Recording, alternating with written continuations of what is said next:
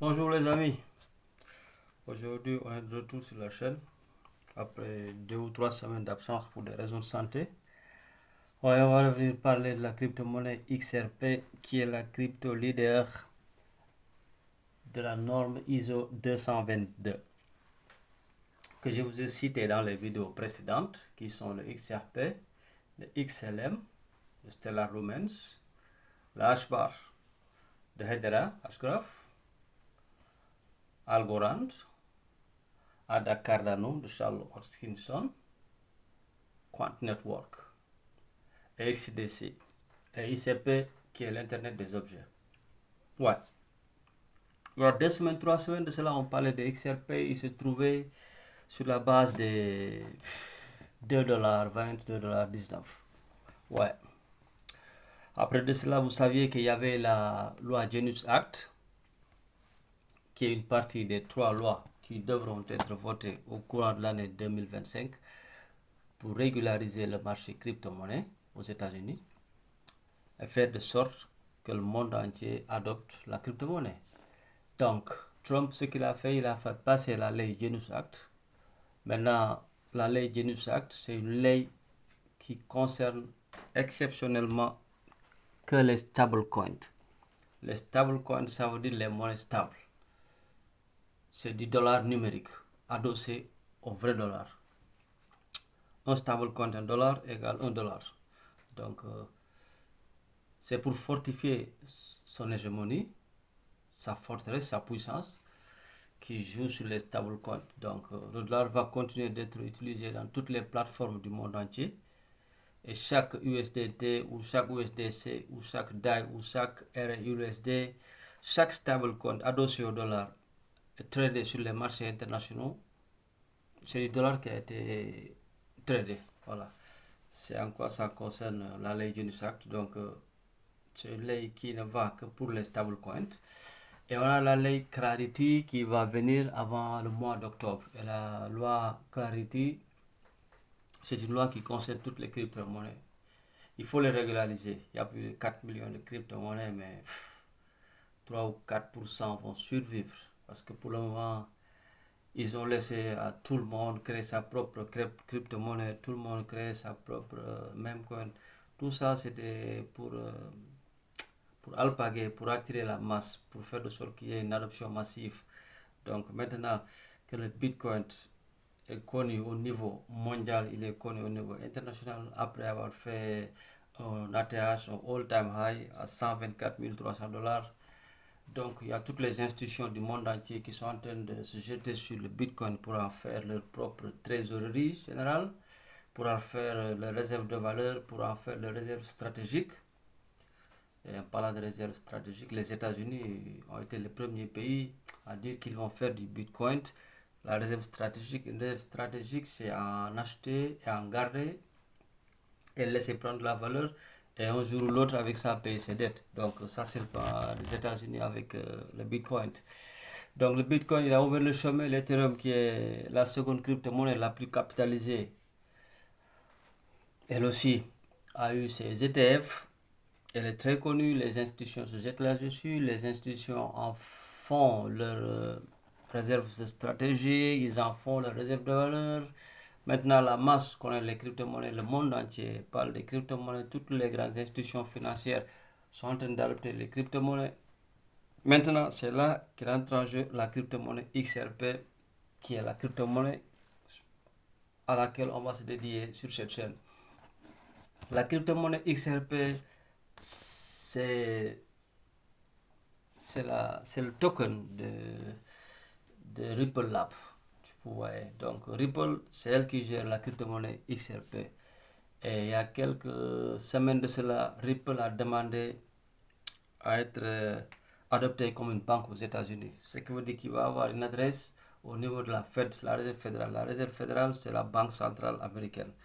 Donc Ripple, sûrement, certainement, petit à petit, va devenir une banque. Et Ripple, ce n'est rien d'autre qu'une infrastructure. Infrastructure, c'est juste une autoroute. Tu vois, pour toutes ces crypto-monnaies, pour toutes ces blockchains, il y a des blockchains EVM, il y a la blockchain Ethereum, il y a la blockchain Solana, il y a la blockchain Avalanche, il y a la blockchain Sui, il y a la blockchain Sei, il y a la blockchain Caspa, il y a la blockchain Hashgraph Hedera, il y a la blockchain QNT Network. Tous ces blockchains, ce sont différentes voitures. Et à un certain moment, il y a quelque chose qui va les faire entrer toutes sur cette autoroute pour pouvoir y courir ou passer, je ne sais pas comment dire. Donc, mais toutes ces voitures sont différentes voitures. Il y a des voitures électriques, il y a des voitures à hydrogène, il y a des voitures à eau, il y a des voitures à gasoline, il y a des voitures à diesel, il y a des voitures à essence, il y a des voitures à, je sais pas moi, à du miel. Donc, toutes ces voitures devront rouler sur l'autoroute pour pouvoir aller où ils vont. Donc, l'autoroute de cette voiture, c'est ce qu'on appelle Ripple Ledger. C'est Ripple Ledger qui va toutes les recevoir sur son autoroute parce qu'il n'y a qu'une seule autoroute. Donc, toutes ces voitures vont pouvoir y passer. Les voitures à essence, les voitures à diesel, les voitures à eau, les voitures à miel, les voitures à hydrogène, les voitures électriques auront leur prise pour se brancher, se recharger. Les voitures diesel auront leur station de diesel, les voitures essence auront leur station d'essence, les voitures de miel auront leur station de miel, les voitures de gaz auront leur voiture de gaz. Ça, ils vont toutes rouler sur l'autoroute libre Ledger. Donc, c'est une infrastructure. C'est une crypto-monnaie qui a de la valeur. C'est une crypto-monnaie qui a une use case, qui a une utilité. Vous voyez, c'est une infrastructure. Et elle va prendre toutes les blockchains. Parce que là, on va parler de l'interopérabilité. Mais on parlera d'une autre crypto-monnaie qui s'appelle la crypto-monnaie Quant Network. C'est cette crypto-monnaie qui va toutes les faire recharger leurs batteries, recharger leur diesel, leur gaz et les laisser circuler sur l'autoroute Ripple Ledger qui est l'infrastructure.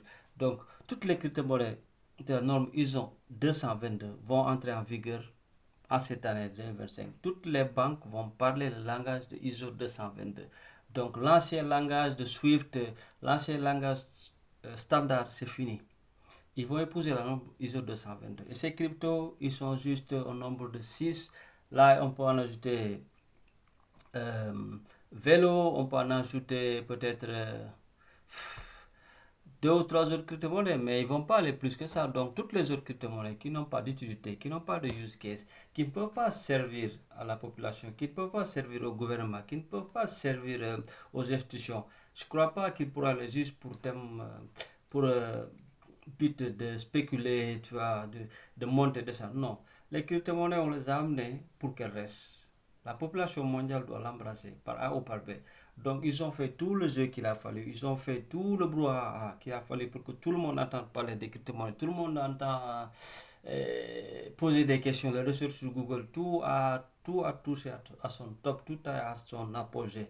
Donc là, tout ce qu'il y a à faire maintenant, c'est de mettre les crypto-monnaies qui ont de la valeur, les crypto-monnaies qui ont de la use case, les crypto-monnaies qui vont rester. C'est eux qui vont entrer en jeu maintenant. Donc, Ripple, c'est quand vous entendez que je dis souvent que c'est l'élu des crypto-monnaies, parce que c'est la crypto-monnaie qui a été décidée, qui va servir de pont financier global pour tous les cross-border payments.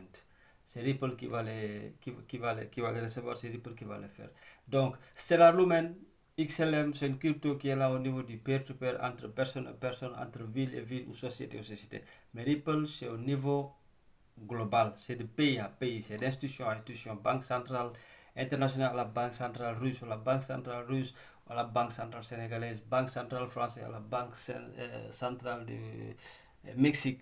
C'est ça que développe XRP, c'est ça que va faire XRP. Et quand on parlait de ça, il y a une semaine, 2 semaines, là on peut aller voir l'historique des prix de XRP. Suppose, on peut dire par exemple le 21 avril 2025, il valait 1,83 $. 1,83 $. Il y a 2 mois de cela, il y a 3 mois de cela. Vous auriez mis 3 000, 4 000 dollars. Vous vous serez fait peut-être. Là, il est à 1,80. Là, il monte presque à 3,50, 3,60. Vous voyez. Donc, il y a 2,08 $ à ce qu'on aurait pu se faire. Il y a 2800 dollars.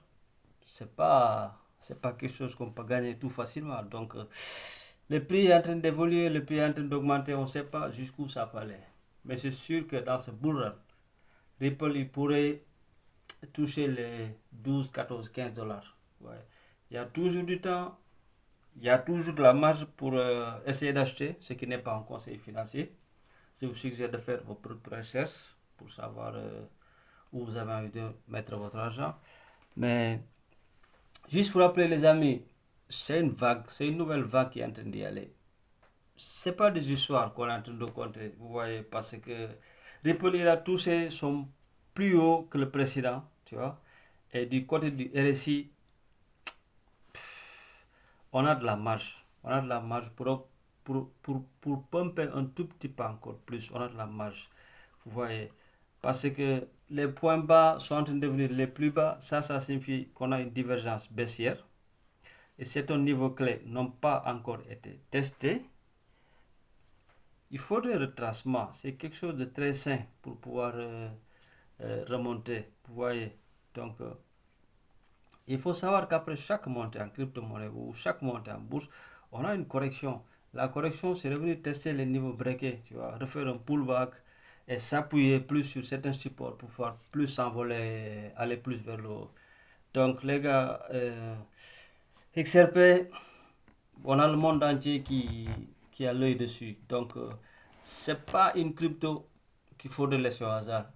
Au moins, chaque personne qui est intéressée à la crypto-monnaie devrait l'avoir comme 20 ou 30% de son wallet en XRP.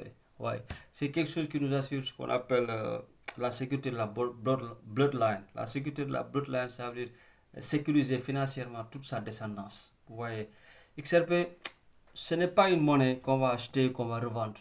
C'est quelque chose qu'il faut acheter, c'est quelque chose qu'il faut garder, c'est quelque chose qu'il faut stacker.